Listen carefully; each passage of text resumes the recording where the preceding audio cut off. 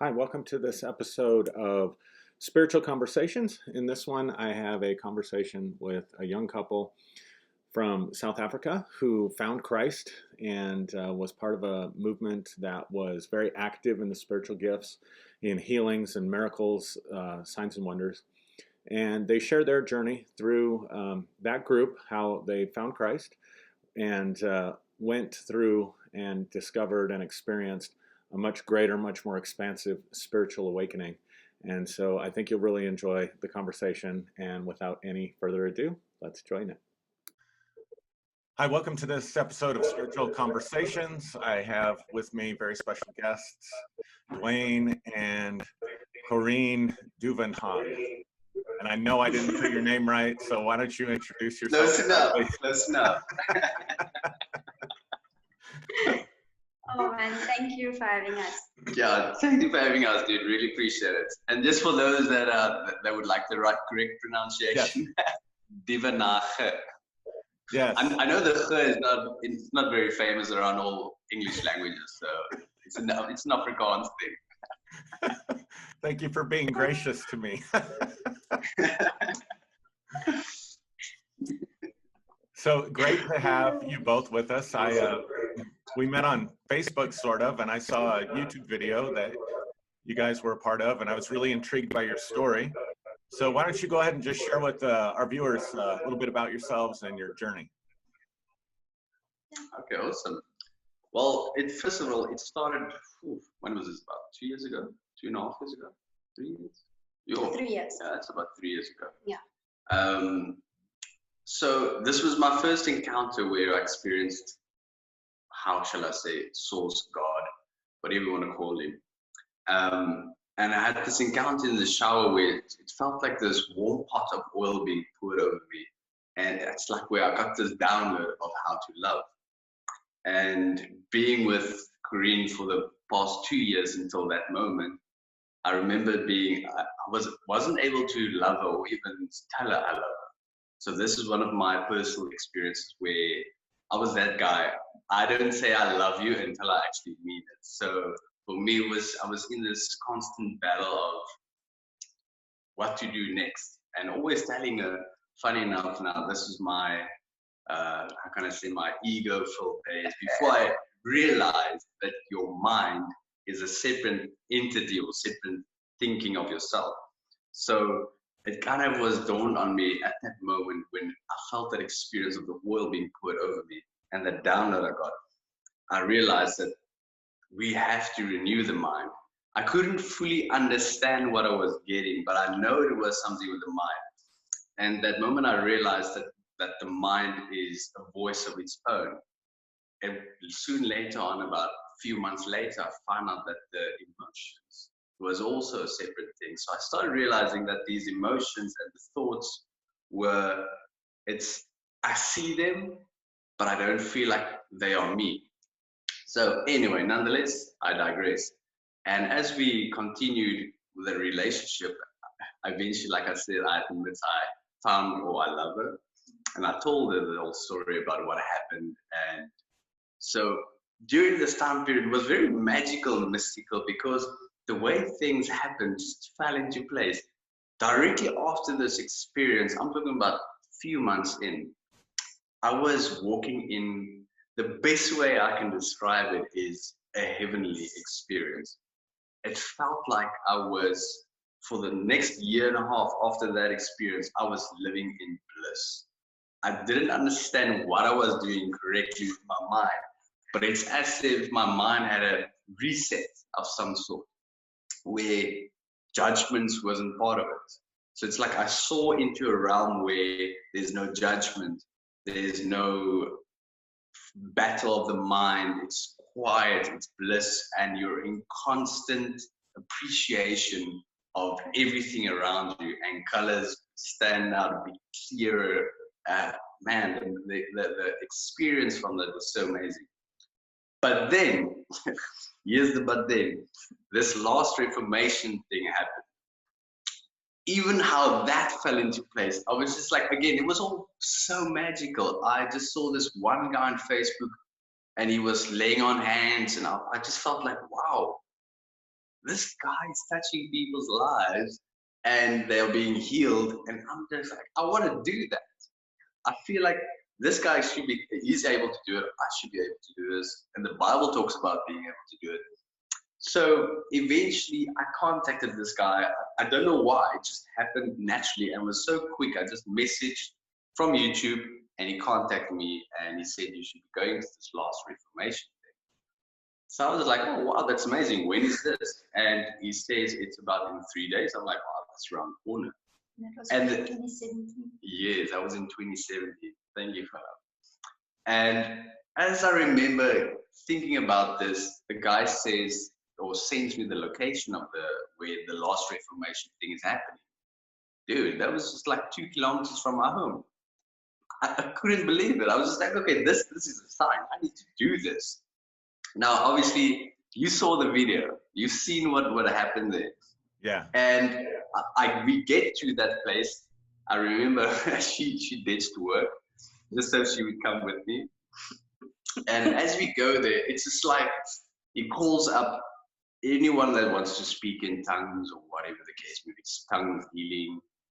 And I'm just like, okay, yeah, I'm gonna do this. He's not choosing a lot of people, and I just lift my hand and suddenly he says, come up.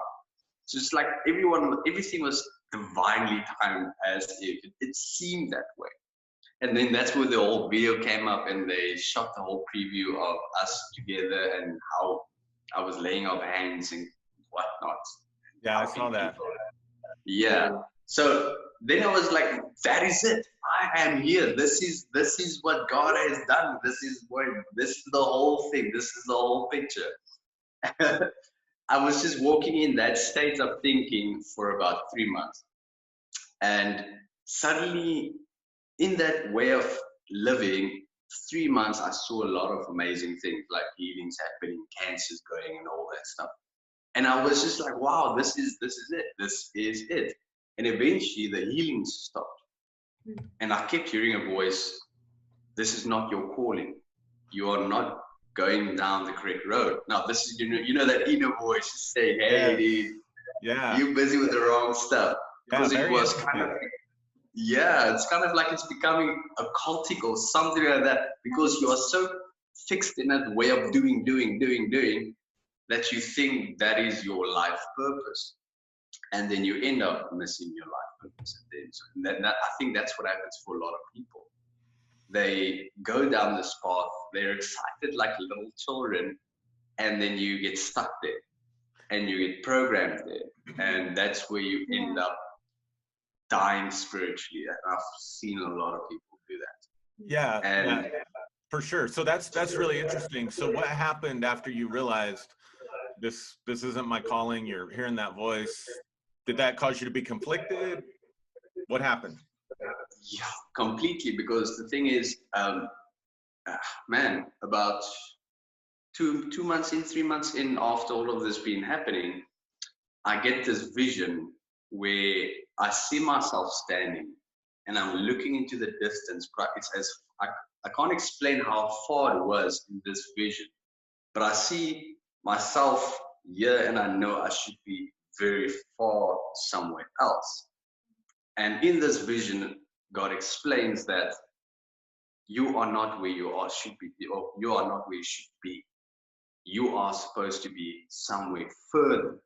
So don't stop here. And that is when I realized, I remember that morning I broke down in tears, man. And I just phoned in work. I was like, there's too many tears. I don't know what's going on. Listen, I'll come in later. Wow. About 2 or 3 hours later, I went to minute. But still, there was just this realization of, oh, snap, dude, you are not busy with the right thing. There is something else here. But nonetheless, it was a deconstruction of sorts after that. Because after that, we went to Thailand about, that's about 2 months after that, isn't it? No, it's a few months. I think it was about 4 months. I've journaled everything, So yeah, she's the one who likes writing. It's about a 4 to 6 month period that we were stuck, actually, with, I would say, voices that keeps you from moving forward. Yeah. And that's why you obviously felt like, hey, you're not moving forward, you know, and you have to be there. So when we went to Thailand, that's when the deconstruction actually happened. So much confusion happened in that time. Yeah. Um, Yeah. So I think Coreen, it was a theme. sorry to interrupt you, but I'm curious what, Coreen, is going on with you when all in this 3-month time period or whatever, when you were with the last Reformation, like were you just kind of observing and like, whoa, or were you jumping full in, or what was happening with you during that time?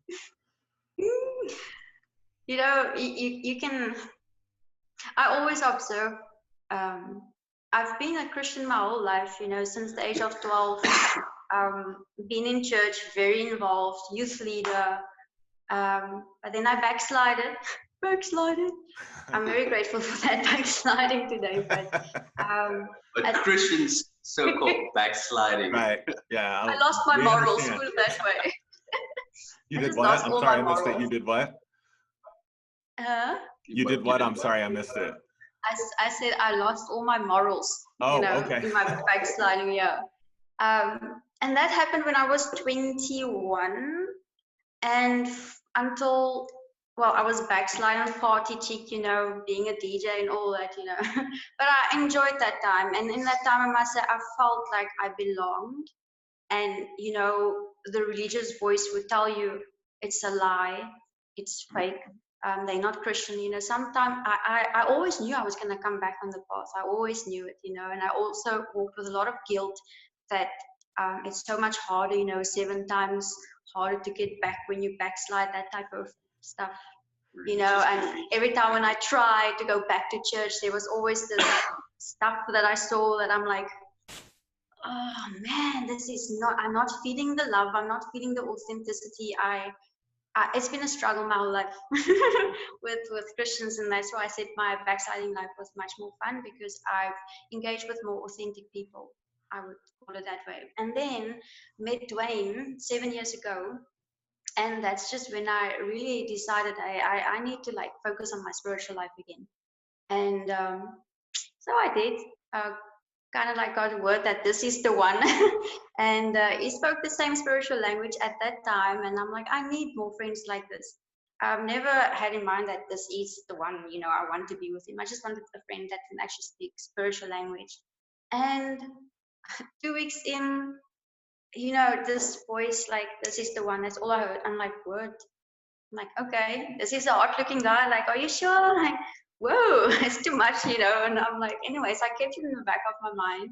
And as we were going in our relationship, I did me, he did himself.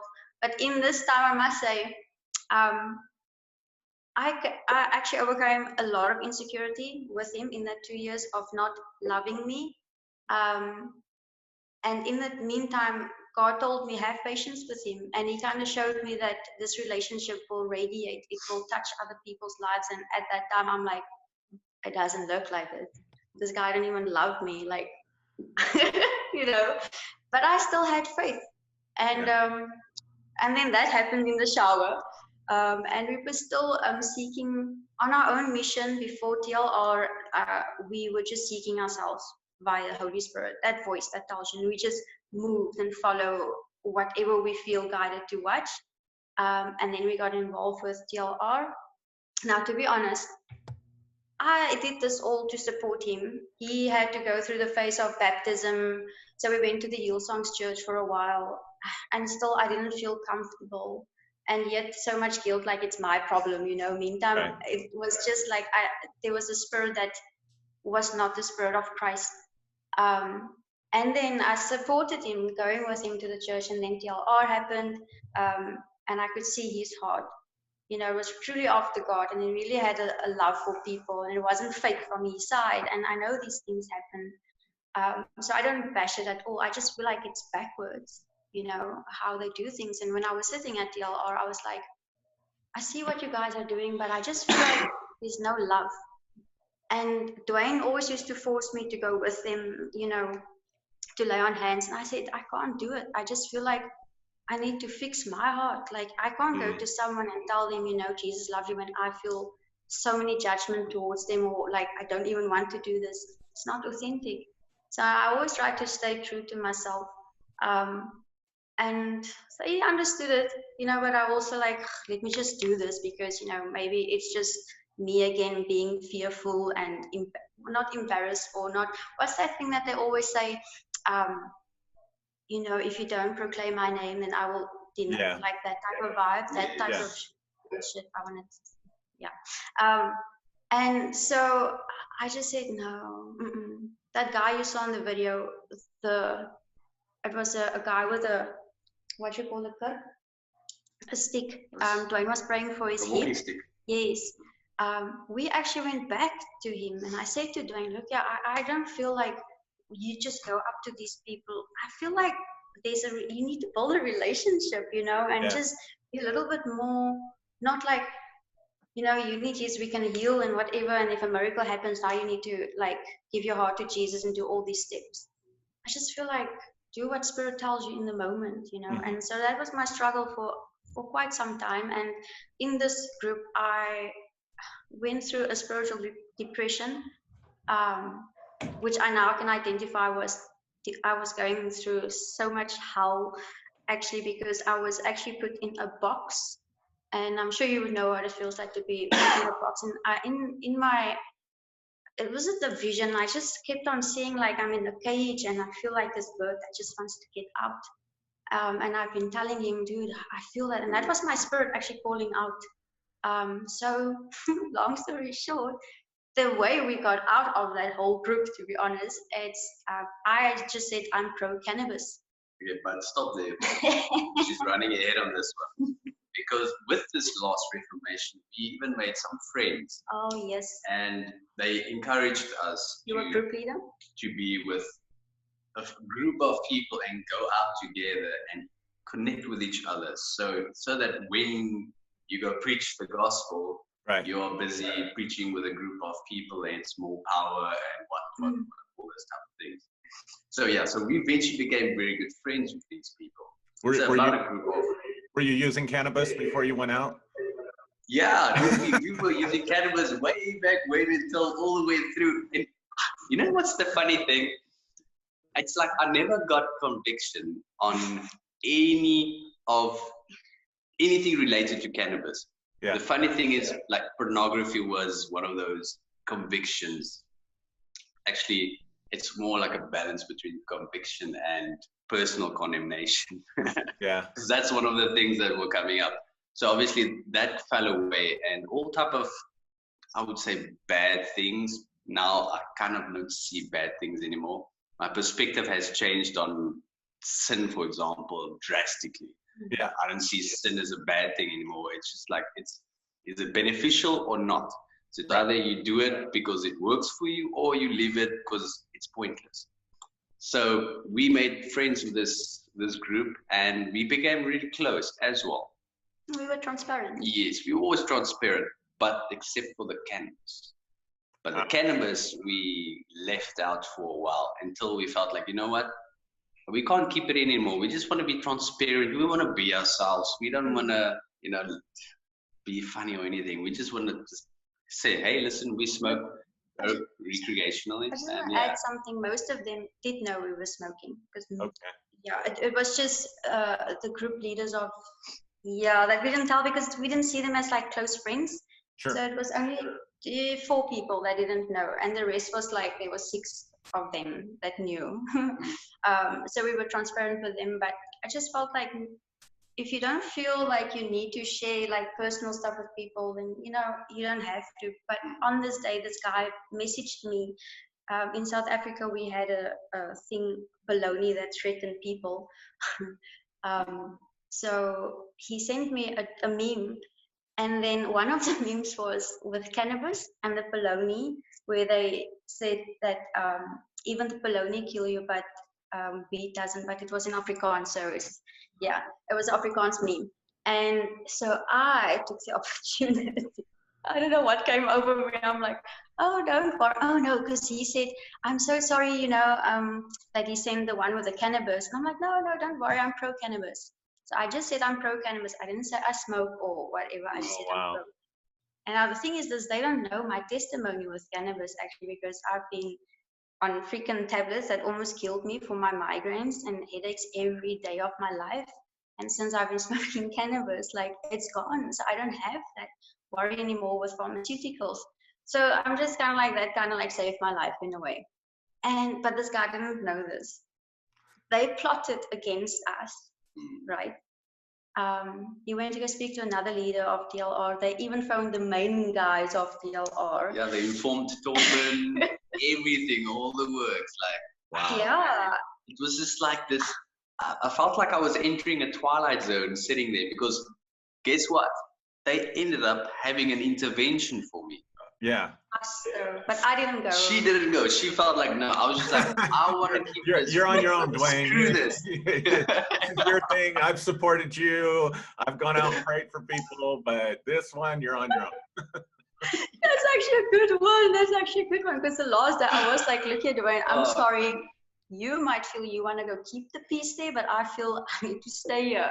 And thank God I did. Yeah, I can imagine.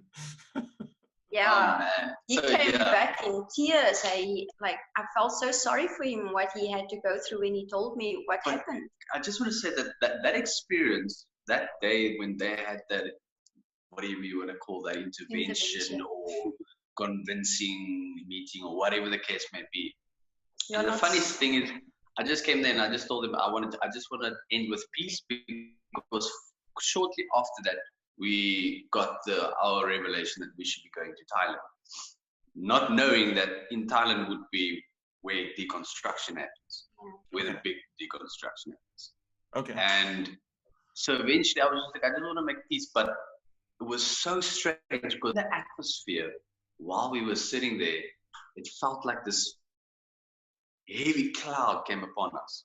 Mm-hmm. And this was while they wanted to pray for me. I was like, okay, you guys can pray, but you don't need to lay hands on me, please. Like, you guys can just chill there and just like pray for me. And if you feel like laying, go ahead. And this one lady, she starts losing balance and she falls down. She's like, I feel the weed. I'm like, what the hell is going on here? And I You got a contact high just thinking about it, huh? Oh man, it was so trippy. So the whole atmosphere changed. I was just like, okay, whoa, I need to get out of this place.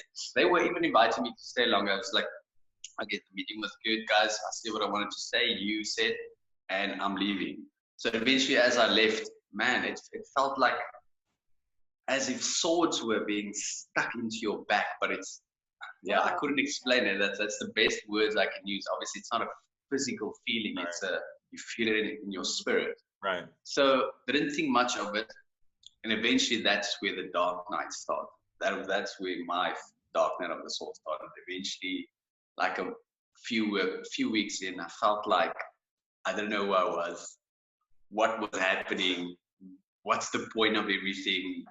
Yeah, man, it was just such a dark place. But through that darkness, she also experiences. You kind of also experience the dark night of the soul as well. And that's where the deconstruction happened from, even the hell thing, that people go to hell. And funny enough, because that was also one of the big drives for me personally, because I remember Todd White's always saying, "Oh man, that's even indoctrination." Todd White always saying, "It's not okay for them to go to hell. It is not okay." And I'm just like, yeah, it's not okay. And then you get amped and excited for this stuff, and you believe this stuff. Right. And I was never digging into hell or anything. So I was just like flowing with what people were saying in that state of mind regarding hell. Eventually the hell thing got removed from our minds. Sin, that's when you guys came in as well with Aaron Apke, yes. Mm. So we started watching both your stuff, and I was just like, yes, we resonate with this. It's like when the truth hits you, you just know it comes from. It's like a deeper knowing within yourself. Right. It's not coming from the mind. It's not a logical thinking, but yet it can be logically thought if you really interpret it. So I was just like, no, things are changing completely and drastically. So eventually, the whole Thailand experience removed removing the label of Christianity from our minds. Disconnecting from identity. So how long did that deconstruction process or dark night of the soul, as you call it, how long did that last? Yeah, I'll be honest. It feels like only now the past 2 months, 3 months. Yeah. It feels like, oh, we're actually getting clarity of why things happen the way it happened. So it's kind of like the dawn of the sun currently for us. Wow. So yes, we are currently in a stage where we feel like we're leaving that dark night of the soul. Yeah. Yeah, because all of this resulted in so many things. Like we even get to a point where we just speak to people, just normally speak to family members or old friends, and they get rattled like completely. And it's unintentional. It's not even intentional. It's unintentional. And so we've noticed that even our speaking towards people causes them to shake belief systems. Yes. Yeah. So it's just by speaking normally, you are shaking belief systems as is. Yeah, I think you're really hitting on a number of things that I've observed over the last few years. And you keep talking about authenticity. You know, we couldn't be authentic. We wanted to be authentic. We wanted to be transparent. And it sounds like when you started to do that, it started to rattle the people around you. Always. Yes. Yeah. Which in my view is a really good indication that they are not being authentic themselves, not fully authentic. Because if you're fully authentic, you can handle someone else's full authenticity, and you're okay. You don't feel like you have to change them. So when you go around and you want to be your authentic self, it can rattle and shake those systems because they're not built on authenticity. They're built on group consensus. Yes, exactly. Wow, well explained. And I think there's so many people right now that they're feeling that call from the spirit, they're feeling that call from within to be authentic, and they're finding in these systems that they can't be. That is so true. Yeah, so you guys are fortunate that you identified that early. Yeah. and chose in favor of your own authenticity and following your own path, rather than compromising that, shaving that off and saying, okay, I'm going to give this part of myself up, even though I'm not authentically giving it up. I'm doing it from a need to fit into the group. Yes. Yes. Well said. Wow. So that's amazing. I'm proud of you guys. I just want to add, you said we met, well, not met, Aaron Apke, somehow he just popped up on YouTube. Wow. And we started watching him. And then he had an interview with you, and we're like, oh, this is cool, dude. And we started following Derek Day, Carl Butler. And I must say, y'all were actually a very, you guys don't know this, but you guys were a great impact on our path while we were in Thailand. We had no friends, lost everyone. No one was there, but it was, we understood why also. But it helped us to become stronger. And but we always had your face, Aaron Apke's face, or whatever comes up, and we feel guided to watch, and we don't feel so alone. Yeah, you don't feel alone, because sometimes you feel like you're going crazy. It's like, where is all this information coming from, and why is all of this collapsing? Yeah.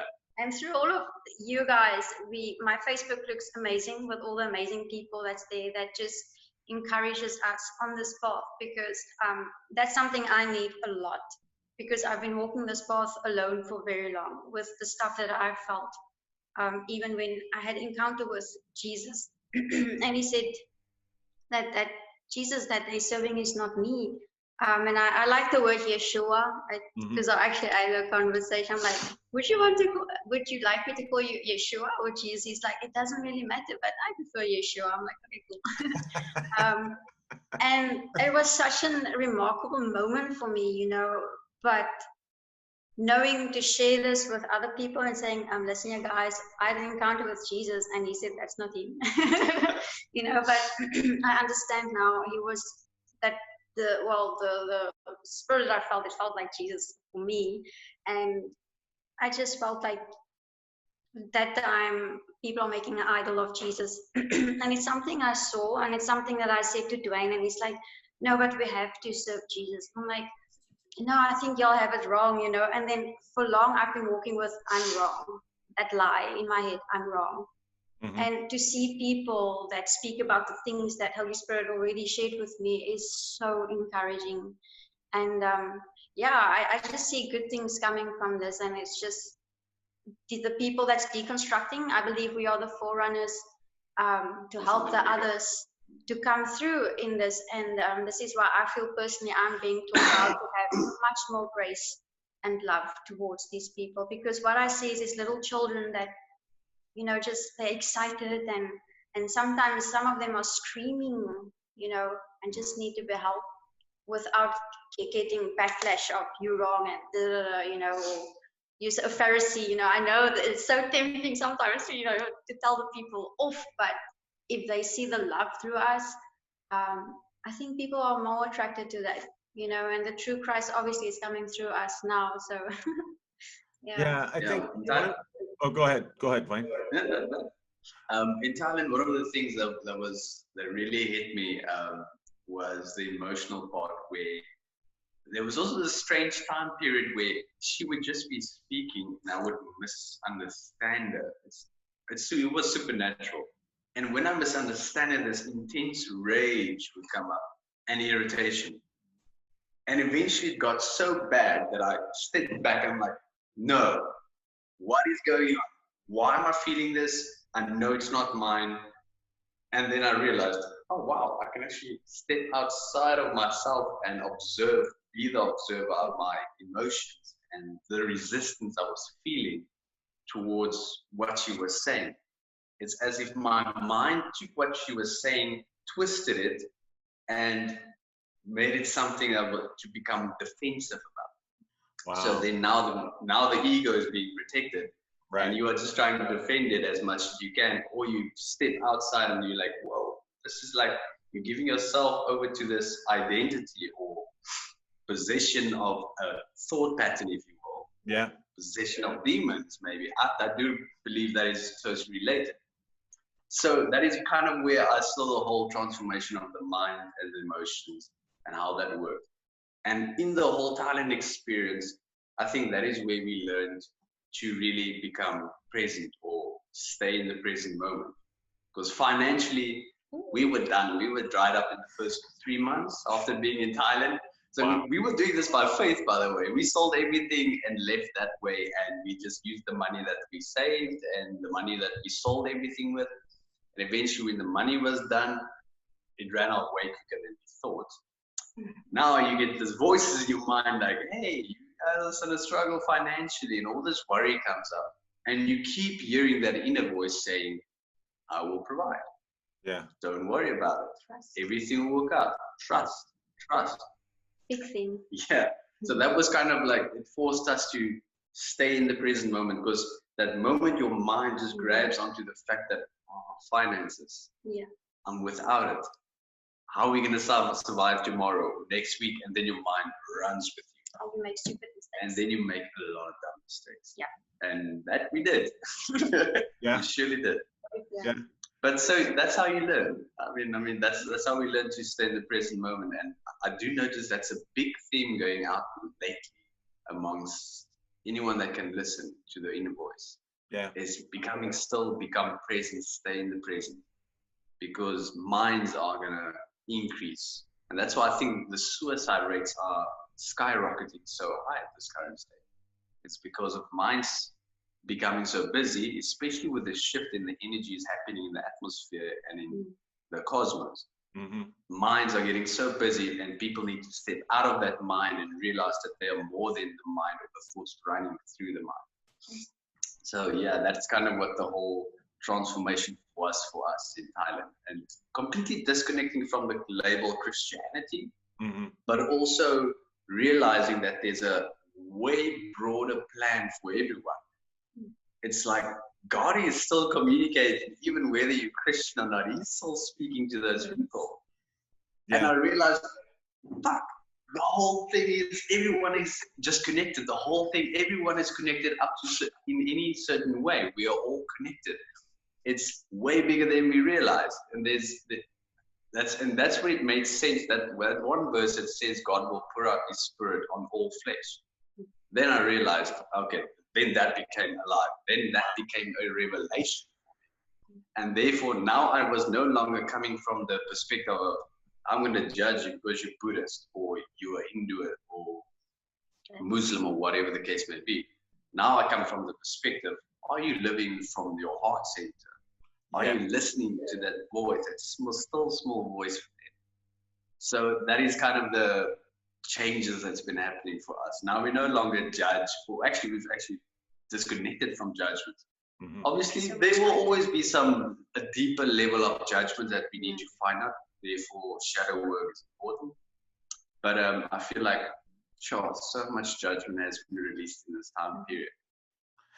Yeah, that's amazing. One of the things that I see with people who go through this deconstructing process, it's almost like I see two movements or waves. There's a group that has spiritual connection, spiritual experience, which obviously you had going out praying for people, seeing miracles, experiencing that sort of river or well from within, feeling that connection with God. And then being told that connection with God is because you believe things that we just taught you. So it's so interesting in your story, because in the video that I saw, you're out praying for people right away. You're seeing, the power of God. You're seeing things happen. And I'm assuming at that point you're not indoctrinated quite yet. And no, not yet. Because I wasn't a Christian before. I was one of those, I believe in God, but I partied and drank and all this. I didn't give a damn about anything about church or anything. So yeah. They say the indoctrination is what creates the flow, or what helps you keep the flow, or they merge the two together.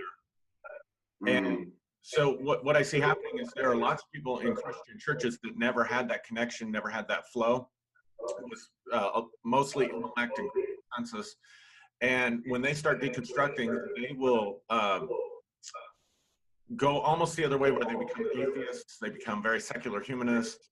They almost, you can feel almost this angry energy coming off of them, which I totally get that. Yeah, you can't even judge them for it. Yeah, no, not at all. I think they need that probably to break free. And then I see this other camp, which I very much was a part of, because I always had this rich flow of the divine and the supernatural and things that were happening in my life. But I had believed, because I believed these certain truths or tenets, or I follow the Bible, or so the doctrine, then you become confused, because you think the doctrine becomes the source, not the connection that you have within your own heart. Yes. And when you sacrifice your authenticity, you sacrifice your heart in favor of the doctrine, you actually cut off that flow. Sure. Yeah.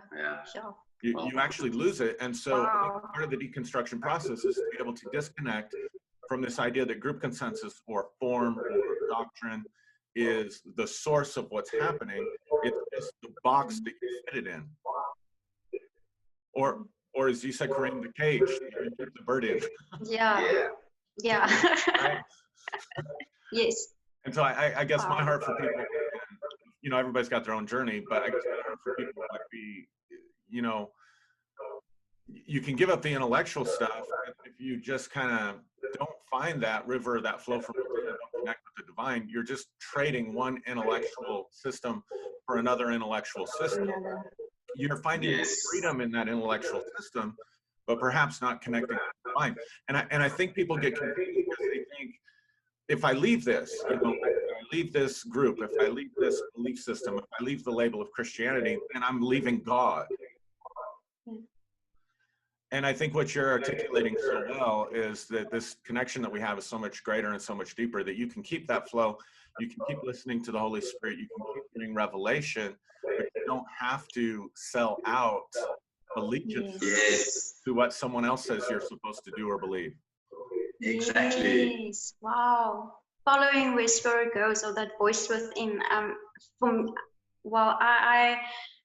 feel like our motto is following the voice within, and that is what I feel God has been trying to teach us when we went to Thailand, to truly listen to his voice.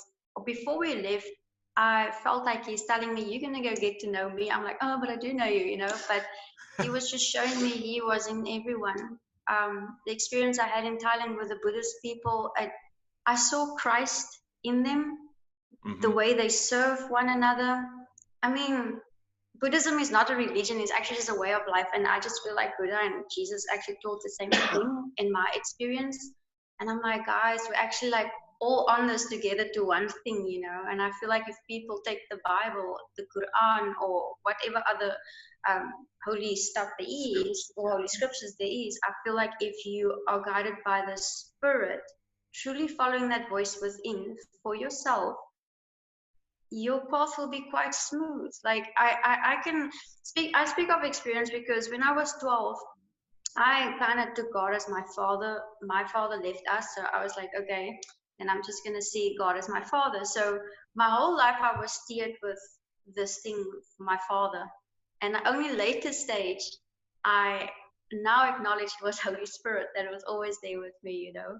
But still, for me, it's like Father, Mother, Holy Spirit. There's different energies I feel. There's sometimes I feel the masculine and I feel the feminine energy. So for me, the one is father and the one is mother. And then of course the son, our brother, for me.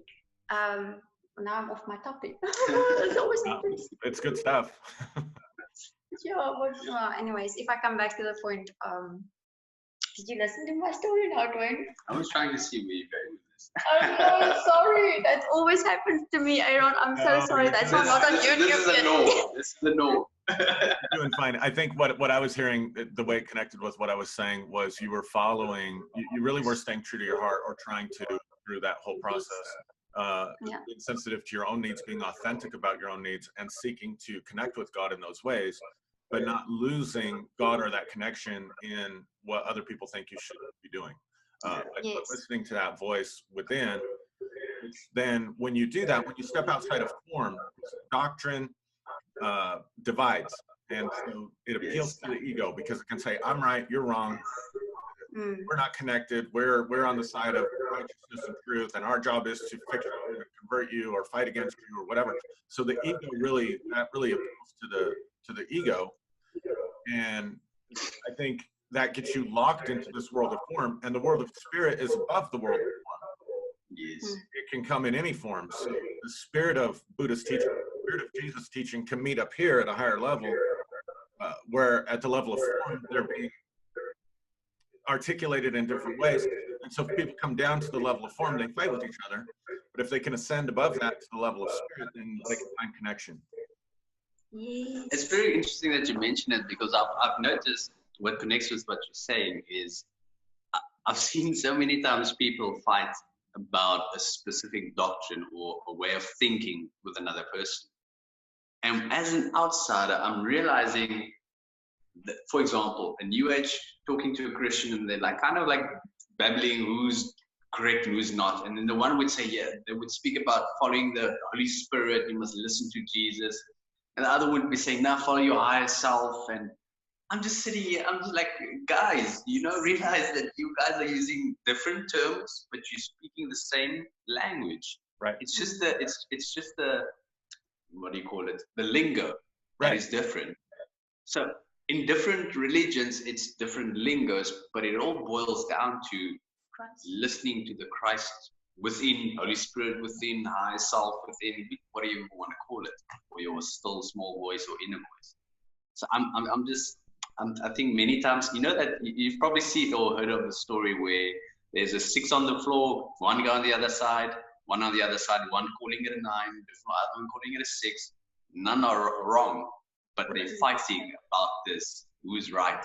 So I kind of see that as the example of the ego holding on to the identity of thinking, this is who I am, I must fight for this, this is what I believe.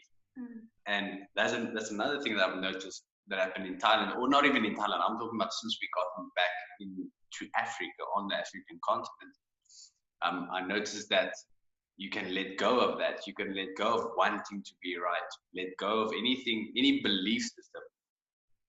I think we've lost a lot of belief systems, because belief systems, like we said, it causes division. And because you believe you are right, or you believe your doctrine is correct, you want to push it up against someone and say, my thinking is more superior than yours. So I kind of see that when it comes to that. So yeah, different lingos, huh? Yeah. But many times people speak the same thing. I've seen it so many times. So where do you go? Where do you go from here? What's next for you guys? Besides, besides moving, traveling, that kind of stuff, but just in your spiritual journey, kind of what, full circle, what led you away was, I'm doing this, but I know I'm supposed to be somewhere else. But do you have any more clarity on where somewhere else is? Yes. Okay, I think let's say it. Let's come out with it. We feel like we're kind of moving into the way of NLP. You've heard of this? Life coaching? Yeah, I'm actually an NLP trainer. No way. Yeah. So this is where we feel like we're moving into, because I feel like we've gotten to a point where it's like you get the human mind, you understand why people are thinking the way they're thinking. For example, people take offense like when we speak, and that moment they react, it's like you see the pain body rising up, and they become that pain body or that emotional body. And the moment they react, it's like you understand, and there's this deeper level of compassion that comes through that the normal person wouldn't understand, because they don't have the understanding of what is happening. So I do believe the last Reformation thing, it was hell, but through the hell, we've learned that how the mind works and how to reprogram the mind as well.